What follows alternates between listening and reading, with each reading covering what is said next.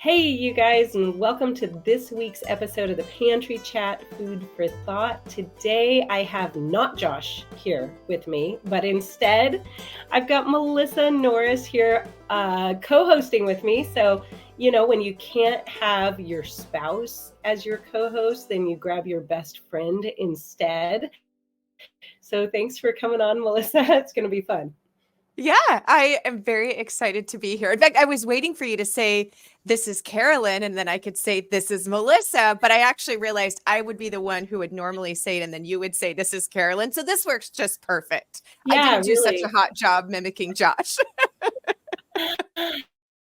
Yeah, and sometimes we even trip ourselves up. Josh and I do, and I'll get impatient for him to start. And somehow we've done this multiple times on camera, and I'll say, "Hey, this is Josh," and he just picks up without even thinking about it, and he says, "Hey, this is Carolyn." It's like when you start mixing those up, it gets so confusing. I don't even know if I could do it backwards. So we'll make ourselves laugh. But hey, because Melissa is actually being co-host with me today, which is really fun. Josh is busy, he's traveling. And so, I had a couple different options. Do I do a solo episode by myself? And when Melissa and I were chatting about the upcoming modern homesteading conference coming up here in just a couple of weeks in Coeur d'Alene, actually, by the time you guys are hearing it, it's like this weekend. By the time you're hearing this coming weekend. So it's really exciting. We just really started talking about the amazing benefit of getting to hang out with people in real life, like-minded homesteaders in real life. And we thought, this is a perfect thing to be talking about today. So I asked Melissa to come on and co-host with me, which means we still get to do the chit chat. We're going to answer some questions of the day. It's going to be a lot of fun. So yeah. So hey, Melissa, what are you up to? Yeah. Oh, goodness. Well, getting ready for conference, of course. And then thankfully just finished putting everything in the garden except for radishes. I still have to do a direct sowing of radishes. And then we have our very first for this year. It's our biggest, largest wedding at our farm stay wedding coming up this weekend. So I'm doing a lot of different things that keep life very busy and exciting at the same time. Ooh, that sounds like fun. That's sounds stressful. Weddings just sound stressful to me, and so being involved in making sure the wedding all goes smoothly, that makes me feel stressed for you. But I'm sure it's going to be absolutely beautiful, and I know you've been working hard. Lots of gardening and lots of cleanup and stuff like that going on, huh? Yes. Yeah. We major renovations. We are putting in, I'm trying to do a blend of, beautiful flowers and herbs and kind of cottage garden-esque there. And so there's been a lot of putting that in. In fact, I just got my last 5 heirloom roses were delivered yesterday. So I have those acclimating. Those will go in the ground tomorrow. And then, except for upkeep, right? I feel like the major renovation parts are done with the exception of adding half of a barn roof on. But we're waiting until after the wedding. I'm like, it's better to just have that cleared than it is to be like middle of construction for the wedding. So I feel at the end of this summer, I'm like, please, Lord, I think we will be done with all of the renovations. And then it's just maintenance. In fact, it was really funny. My husband and I, we were sitting on our porch the other night and he's like, I wish that once you got everything in, it just stayed brand new. I'm like, well, that would be wonderful, honey, but that's not the way that works. But I could feel where he's like, man, the maintenance part, we're looking forward to hitting just maintenance though at this moment in time. Yeah, that's that is the thing, is maintenance does take a lot of work, but it takes less work than putting in all the new infrastructure. So we're looking at that too, and looking ahead to the year 2025 is a break year for Josh and I. So we're just going to be doing maintenance and kind of low level normal stuff, but we've decided we're doing 0 large infrastructure projects, which is really exciting. Now we're going to have to hold each other to that and see if that actually can happen, because both he and I love seeing stuff get done. But yeah, that's the goal. And yeah, getting to that maintenance level is is such a good thing. So fun. We're kind of doing some of the same things. We don't have a wedding coming up, thankfully, but we are, like, today we're getting the squash in the ground. I just made a horrifying discovery. I do not know how I made this mistake. I never started summer squash. I don't know. I have 100 different types of pumpkins in winter squash, or 100 different little starts. They're going in today. And I was like, well, where are the zucchinis? Where are the yellow crooknecks? Apparently, I just never started them. And so luckily, we're only talking like 12 of those plants. We're not talking 100 of those because there's only so much summer squash that I can use in the house. So I will be able to go to a local nursery, but we usually start all of our own. This far, I mean, we're nearly halfway through June. They really should have been in the ground for 2 weeks. And if I was going to direct seed them, they should have been in like 3 weeks plus ago. So I'm really feeling like I'm going to have to go get some baby plants from somewhere. But I'm like, oh, that was a major oversight. I have no idea how that happened, but it happens even to us homesteaders who have been doing it for years and years.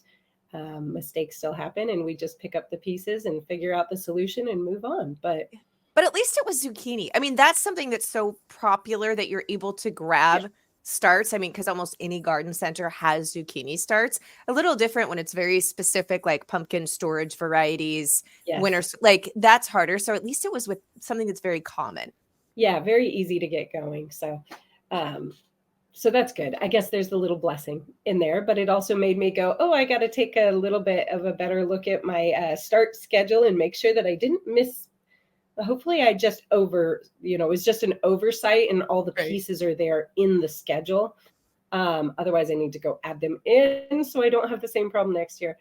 So we've been doing that. We got a brand new puppy Sunday. And oh my goodness, she's so cute. She's a little Australian Shepherd puppy. She's actually the daughter to to Gus, who is our 11-year-old Australian Shepherd who we've had since he was about 6 weeks old. He's just been a great dog. And so we've been having a lot of time playing with her, and that's been a lot of fun. So she's a darling from the picture you sent. It makes me want to almost get a puppy, but not quite. Yeah, it's a lot of work, and we're like doing the shifts at night, and I told Josh, this one's your baby. Like, I think you can take this one out in the middle of the night. I don't think I need to get up with this one. And so he's been faithfully taking Annie out and letting her go potty in the middle of the night and then putting her back in her crate. And she's doing a great job. She won't need that for very long, but she is still pretty little. So, okay, let's see. Let's jump into a question of the day today. Let's see. Oh, here's a great one for you, Melissa. This one is from Cornfield2243 on the video, Your Pressure Canning Questions Answered. They say, I don't understand the weight. What is the point? Why does it say 10 at sea level and 15 on others? Great question. Okay. Well, because the higher that we go in elevation, the decrease in atmospheric pressure. So what that means is if you're at a higher elevation, in order to ensure that you're reaching the high enough temperatures to kill bacteria, which with non-acidic foods can only be reached with under pressure, you need to use the 15-pound, if you're talking about your round weight and not just doing the dial gauge, but the weighted gauge, you need to go to 15 pounds of pressure if you're 1,001 feet above sea level in order to actually reach the internal temperatures high enough to efficiently kill the bacteria, specifically botulism spores. There you have it. Good answer. Okay, let's see. One for me. Somebody asks on the videos, we're talking toxins and our journey to better health. What kind of coffee did you switch to? So in this, she's asking about a part where Josh and I were explaining that after doing some testing, we found that both of us were high in some food aflatoxins, food-driven aflatoxins or molds. The guess is that that is coming from the coffee that we're consuming. Now, the interesting thing is that usually is happening not post roasting. This isn't a mold that happens after you have roasted your coffee. It's a mold that actually happens in the curing of the coffee beans. And so, most coffee beans aren't even grown in the United States. So they're being imported in a state that already has seen some mold, probably been washed off and dried. It's just all part of the curing process. So there are some companies that, while they're not really doing anything differently besides sourcing their beans really carefully, they are sending them into a lab to be tested to make sure there are no molds in them. Mm-hmm. And so we've switched to one of those companies. It's called, I believe, Purity Coffee. Are you drinking this, Melissa? Have you switched to? I haven't switched to that one. The brand that I was using was already one that was testing. But I Okay. have tested a couple others, just kind of playing around with some of them. The one that I ordered in was called Koin with a K, Kion. Oh, Yeah. okay. Yeah. So it's very interesting. Funnily enough, I also tested high for the alpha toxins, but Okay. I was super excited because I now have the alpha toxins cleared from my system. So I will Yeah. still obviously stay with, I don't need to reintroduce them back in after I've cleared them. Yeah. So yeah, but the coffee is notorious because it's grown in areas that have high humidity. I mean, they're tropical for the most part type. And so, yeah, and it's in the storage process. Yeah. So anyhow, the good news is I got to try some really fun different coffees and roasts and flavors and kind of found some new favorites. So it was a score. Yay. Yeah, definitely. Well, and Melissa's a little bit ahead of us in her detox process. So she's already done the retesting to see like how you're doing on some of your toxin scores. So it's really exciting to see that your toxins are coming down in response to the things that you're doing. So for the coffee specifically, I'll throw a link to the one we're using in the show notes. Maybe we can grab a link from Melissa too for the one that she's found, and we'll just throw those all in the show notes for you so you can go check those out. Okay, well, before we jump into our topic of the day, I want to give a shout out to today's podcast sponsor, which is Pleasant Hill Grains. You guys, I have been purchasing my kitchen appliances from Pleasant Hill Grains for the last, I think it's got to be 16, 17 years now. Anytime I need a new kitchen appliance, I go to them.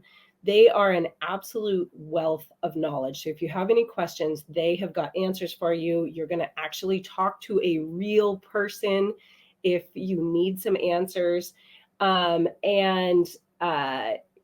It's just always been a really good experience for me. I've never had an order go wrong with them, which is saying a lot in these days where it's like, there's always something wrong. And everything that I've gotten, I've never had a faulty machine. I've never had any sort of problems like that. They do have a full return, refund guarantee on there, but I've never had to use it in all that time. And I've bought a lot of different kitchen appliances, from grain mills to mixers to food processors. I even bought the electric tortilla press that like revolutionized our household, how we make tortillas, because it squishes them and cooks them a little bit on both sides so then they don't re-stick. Oh, It is phenomenal. And then you have that, like, you know how you can get those partially cooked tortillas from like Costco? We don't go to yeah. Costco anymore, but we used to. And then you just like heat them up in a pan. You can make that yourself super easy. So then they just sit in the fridge and you can pull them out and just heat them and finish cooking. Oh my goodness. Anyways, you're going to find all these amazing things over at Pleasant Hill Grain. So go check them out if you don't know of them or haven't seen them before. Okay, Melissa, we have a big conference coming up. You don't look nearly stressed enough. You like look all calm. Do I have a and good poker cool. face? I You don't do. normally have a good poker face. Yeah, you look good. You look like relaxed. And I would be scrambling and stressed if I had such a big conference coming up. But today we really wanted to talk about, one, why you're doing the conference, like how this came about, but two, the importance of like fellowshipping in person with other like-minded people. And I have a little bit of story myself around it. and Melissa and I have a story around it. But yeah, tell us first to get started, why the Modern Homesteading Conference? Like, what drove you to buckle down and do the kind of work that it takes to put on a huge conference and bring about some of the biggest names in the homesteading industry all to speak in one place? Yeah. Well, first off, it's not me just by myself. Katie Milhorn is my co-founder, and we have some wonderful people on staff who are helping us do it. It is a lot of work, I will say. If you've never put on a big event, and this is our second, it's our second annual coming up, and I have been parts of big events and speaking and doing different things like that, but I'd never put one on, and I have to say that I personally grossly underestimated the amount of detail and the amount of work that truly goes into putting on a large event. So anytime, if from here forward, anytime I go to a large event, I have much new appreciation for what goes into it. But really, it was, there weren't even, to my knowledge, I remember when I found out about some of the homestead conferences on the East Coast and was going back there and speaking and teaching at them. But prior to that, like, I didn't even know that there were like in-person events for homesteaders specifically. I knew there was like big ag conferences and some different things like that. And so when I was going back there to speak at them, I was amazed. Like, I was learning myself. Like, yes, I was there teaching, but I was learning from other presenters as well. And just that whole in-person experience, which we'll talk about a little bit. And so I was sharing, of course, like, hey, going, but this one and that. And really was hearing from a ton of people that are like, hey, I can't travel to the East Coast. We have livestock or just expenses, whatever it might be. Will you please let us know if you find out about anything like this on the West Coast? And I'm like, yes, absolutely. Like, as soon as I hear about one on the West Coast, like, I will, share it with you and attend it myself, all those things. And a couple of years went by, and I was not hearing of any on the West Coast or any plans of any being developed on the West Coast. And so it was kind of one of those things where it really was just like the Lord's leading, in all honesty. It was like, well, maybe it's something that I need to be a part of bringing, not just supporting, because I'm not seeing it happening. And I felt it was greatly needed. I know how much I had benefited from being able to go to those events. So Katie and I were actually carpooling. It's funny because Katie lives in Idaho and I'm in Washington. So when we would go back to some of the events on the East Coast, we would coordinate our flights to land so that we could share a car and expenses and those types of things and travel together. So we were driving, and I'm like, hey, I've got, like, would you do it with me? Because I can't do it by myself. And it's so funny. We brainstormed because we were driving, hours in the car together. And so we brainstormed out this big list. Like, if we did an event on the West Coast, like, who would we want to come and how would we want it to look and all of these things. And Katie saved the list. And that's exactly what happened. Like, it was one of those moments, like, you look back at this list and you're like, oh, like, everything we had down there is what's happening. So that's been really fun. But that really was what it was. There wasn't one out here. We saw a really great need, and just, the Lord brought it together, and here we are. Yeah. And amazing. Last year, being able to be involved in the first one that you guys put on, it was like the amount of people that were so excited to finally have something in the Northwest neck of the woods. I just heard that over and over again. Like, we're so excited that this event is here and that we can all come together. And so let's, like, get down to a little bit of the nitty gritty. How many speakers this year? Like, just tell us, to give a little bit of a scope of what this is like before we get into a little bit more of the topic. Yeah, we have 30 plus speakers this year. So we have obviously multiple stages going at once. And a lot of the speakers, thankfully, are able to speak both days, not all. So 30 plus speakers, but there will actually be more than that as far as presentations go. This year, we have 130 vendors. So that part's exciting too, to get to actually go in and meet people and get supplies and feel and touch and talk to the people who are making it. And, that we don't really get to do that in this day and age when we go to stores. You're not talking to the manufacturer. You're not talking to the person who's made the items and getting really educated help on what is going to be best for me and my situation from your products and that education with it. So that part's really exciting. In fact, I've already got my list of whose booths I'm going to be hitting to do my own shopping. Yeah. So bigger. Last year we had 90 vendors. So this year we have 130 and it capped it at that just because there is only so much size and that type of thing. So we'll have more vendors this year for shopping. So yeah, it's a pretty big, thankfully we have the fairgrounds because we'll be using a lot of it.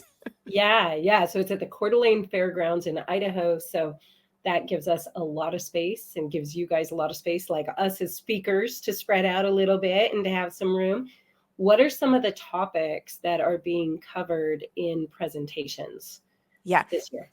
There's a lot being covered. So super excited. We have, and a lot of demos. So there'll be a lot of like presentations that actually have demos being done during them. So we have natural cheese making with old fashioned using clabber. So we'll be having a cheese making demonstration with clabber. We'll be having, keeping a milk cow.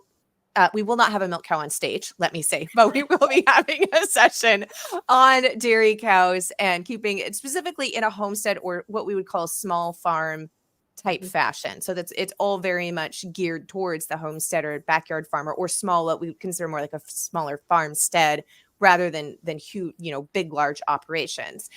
Really excited that we have Temple Grandin coming this year. So she'll be she'll be doing our keynote. So I'm super excited to see her presentation. And then we'll have pressure canning. We're going to have some old fashioned forms. There may be somebody doing water glassing of eggs, perhaps.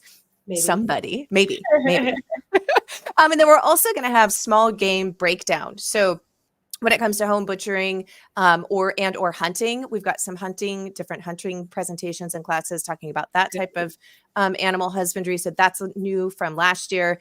Breaking down small game, so you'd be able to apply it to sheep, to goats, to deer, elk, that type of thing. And then we have, of course, chicken butchering with the Salatin. So Daniel Salatin's going to be doing chicken butchering again this year. So we'll have those two meat processing going on. And then we've just got lots of different in the kitchen. We've got, of course, herbalism. Doc Jones will be there. We've got gardening.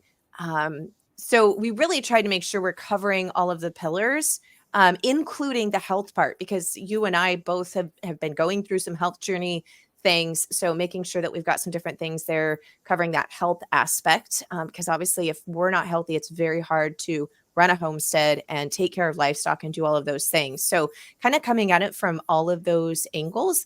And we really tried to make sure, especially this year, that we had beginning, intermediate, and advanced. And of course, it's a little bit hard because some people may be very experienced in keeping chickens, for example, but if you've never done milk cows, right? So sometimes it's like, what is that? So we tried to make sure that we had a good selection of different topics. Yeah, that's really exciting. There's going to be so much there. I know for me as a speaker, I have not been able to make it to other people's presentations last year when I was there, but I'm like hoping, I'm circling a few and like maybe I can make it over to a couple of them. But I am super excited about the presentations, of course, and just the learning opportunity, but really the fellowship. And that's what I really took away last year.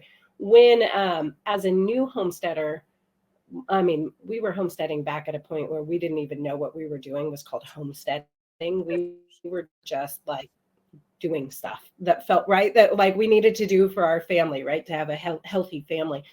And I remember at some point seeing some of the, Mother Earth news conferences out there. Of course, years later came the Homesteaders of America, and just like really thinking about that and thinking, gosh, really that sounds hot and dusty, and you're going to go walk around for a couple days and you're going to hear things, and maybe you're going to be at the back of the seating, so you're not going to hear it well. Like I really didn't honestly give a lot of credibility in my mind to going to a conference, but being able to be on site last year and actually shake hands with people and have conversations with other people who are doing the things that I do.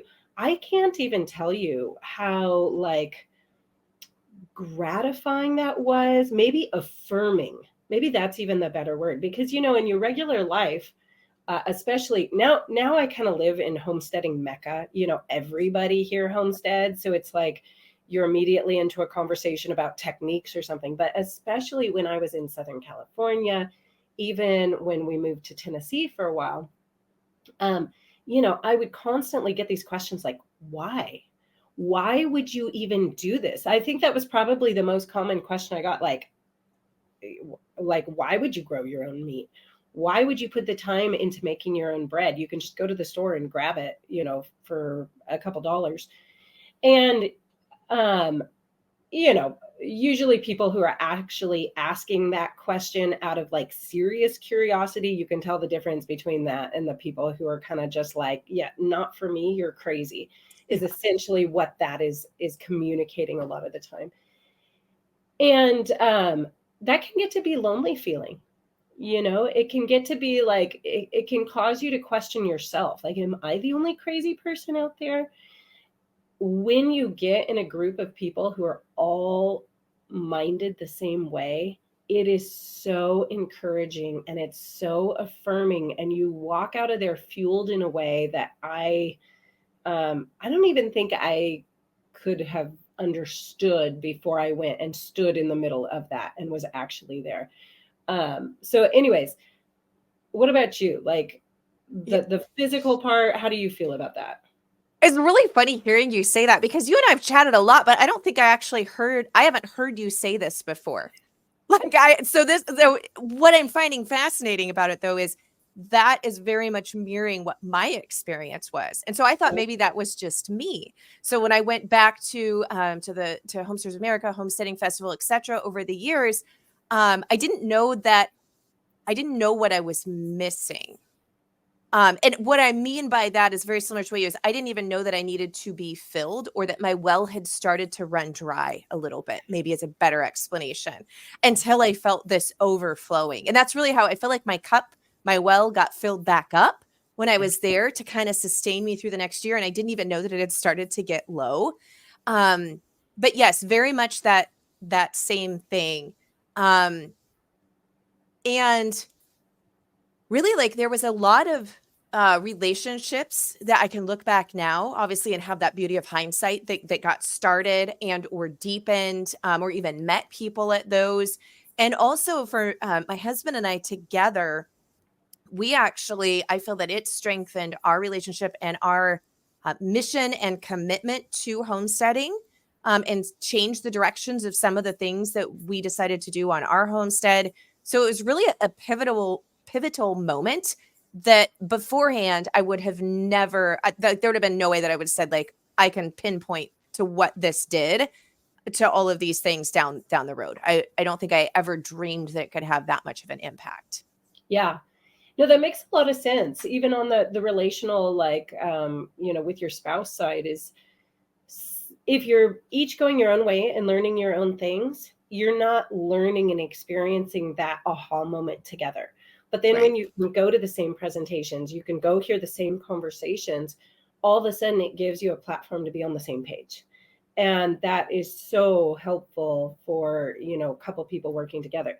Same thing. I knew a couple of friends of mine, their husbands were not able to make it because of work. They're like-minded, but they weren't able to get out there. And so the two girlfriends went together and they learned so much and they were just so encouraged by being out there.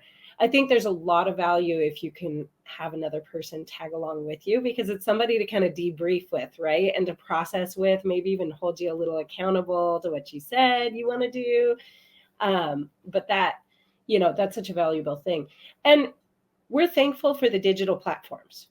Yeah. Like, I know you are, this is where I learned how to homestead. Besides trial and error, I learned off of YouTube. I learned off of, you know, podcasts and old books, or, you know, we're really thankful for the platform here, and you get to meet so many neat people. But there is always something a little bit missing when you just have the digital relationships.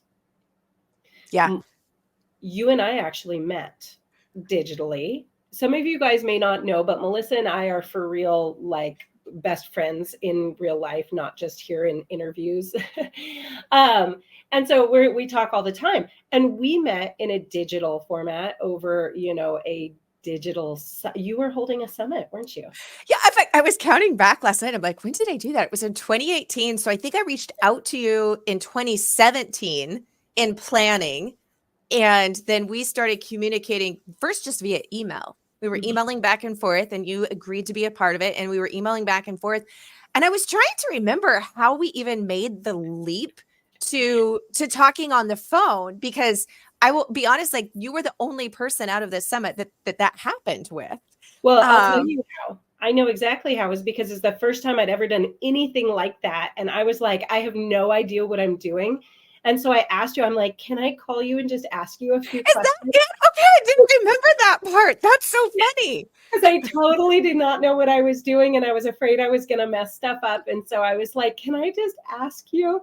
And you were like, yeah. And then we like got on a call for 15 minutes and ended up on the call for like 2 hours or something chatting. Which has been so wonderful to get to have you as a friend on that side. But what strengthened it even more is that we now at this point have gotten to get together in person and gotten to meet and hang out together many times over the years. And, there's just nothing like having that in-person part of the relationship. Yeah, I completely agree. I had forgotten about that. Now that you said, I'm like, yeah, that is. I just remember you've always been in my phone, like just a call away. Yeah, a lot. It's funny though.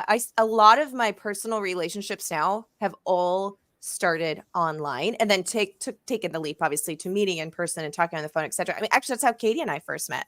I'm in Washington, she's in Idaho, and we were talking back and forth, kind of in a group that was doing some planning and coordinating. And we got to know each other there. And then I'm like, hey, let's just share a rental car. Like, I don't know the area. This is silly for us both to get a rental car from the same airport and drive to the same place. And obviously now we're doing a conference together. And then Anna of all trades, actually, we met in Instagram messages and sat and messaged back and forth for like 2 hours. And then same thing. I'm like, hey, maybe we should just talk. And of course, Anne's going to be there. I've got to stay at her farm multiple times. We've got to meet in person and consider a very dear personal friend, as well as a homesteading friend. Yeah, if I go through who I talk to on a weekly basis, the majority of those people I've met online and then got to deepen it by in person. So yes, I'm with you. There's a beautiful place online. In fact, funnily, my husband and I learned how to butcher chickens by watching Joel Salatin's YouTube video back in the day. But then I got to meet Joel in person and actually watch him butcher the chickens in person, So I feel like, oh, it kind of came full circle. Well, and that's a whole nother part of it, is that, you can learn something digitally and it's great. In fact, that's Melissa and I both do that, right? We have digital classes where we're teaching skills. Obviously we do, videos out publicly. We do all these things because it's a lot better than being able to watch something on video is often so much better than trying to like decipher it from a written, a blog or a book or any sort of written resource. But there's a whole nother level that happens when you're actually there in person. You're actually seeing all of the pieces of it. You're seeing what would essentially be behind the camera that you can't see on a video. You're smelling the smells, you're feeling what's going on around you. Like, all of it creates this different learning environment than you can actually even get in a digital platform. And again, we're so thankful for the digital platforms, for these podcasts, for the YouTube videos, for the classes. But there is a whole deeper level of learning when you actually take it to this physical level. Yeah. And even like meeting people in the audience or other attendees. In fact, I am still online friends because she lives in Tennessee, but we were in the food line and just started talking with the people who were in front of us. And we've been online digital friends for like 3 years now. And so you'll be surprised at the conversations and the people that you meet even in kind of unexpected ways, right? Because most of us, and if you go to a conference, you're like, yes, I'm going to learn and probably get to meet this speaker and learn from this person, etc. But even those like little surprise relationships might be the person maybe sitting next to you as you're waiting for, the class to start, or a food line or a vendor line. And those have been really great relationships and awesome to have. In fact, I know last year we had some people who met at conference. And so it's so fun. They're coming back this year and they're tagging us and we're sitting there like, oh, it's our 1-year friend anniversary. And like they've gotten together and like went to each other's homesteads and helped each other do things. So that part's really cool to see happen as well. And then get to watch them celebrate their friend anniversary the upcoming year. So yeah. Yeah, and that's just a great way to do it. If you already have homesteading friends online, if you already have people that you kind of hang out with or discuss things with online, whether that's inside a membership or you just run into people, watching the same videos you're watching, it's a great way to get a little bit of accountability and also to bring in some relationship aspects to something like a conference of saying, hey, this is a safe spot to let's meet up in person and actually get to shake hands and see each other in person. So I totally encourage anybody to do that can, just take a look at meet people. One of the things I'm excited about doing new this year is a lot of people are like, obviously I found my people, right? It's like I found my tribe, whatever word you want to use there. Like I found my group. But there's a lot of people there. So it's like, man, I wish I could find who was in my actual physical geographical location that's here, right? So that, you kind of have that network at your smaller community where you live. So this year, Saturday, the last part of conference after the last presentation in the rodeo grounds in the big arena, we are actually going to have for an hour from 4:30 to 5:30, where we're going to have it put by region, by state, how looking at kind of like where everybody's coming from and that type of thing. So you'll be able to go there if you wish, and you'll go find your stake in the ground that says either, Idaho. I'm not quite sure how broken down we'll have it by state. It'll depend on how many people are there from each state. But you'll be able to go there and find the other people who are in Idaho and then be able to self-select like, hey, are you Bonners Ferry? Are you Coeur d'Alene? Whatever it's from the Idaho location, but we'll have all the other states and areas of the country represented. So I'm really excited about that because I'm hopeful that will help people find one another and align so that they can share resources and know who's close by to me if maybe if I need help, or if they have a milk cow and I have beef cattle and I don't have a milk cow, I could get milk from them. They could get beef from me. Who knows what type of relationships will come from that. But anyways, we're excited to help facilitate that so that people can meet on a more micro level. That is really exciting. Well, I don't want to cut it short, but we both have to be somewhere coming up really soon here. So I do want to go ahead and transition off. Tell us the exact dates of the conference, just so that people can dial it in. If there's still tickets available, where they would go to get those, like give us a few contact points. Yes. So go to modernhomesteading.com. modernhomesteading.com. You'll see the ticket button and you can go there. This year, it'll be June 28th and 29th. That's a Friday and Saturday. And then next year, it will be June in 2025, I believe 27th and 28th. It's always the last Friday and Saturday of June.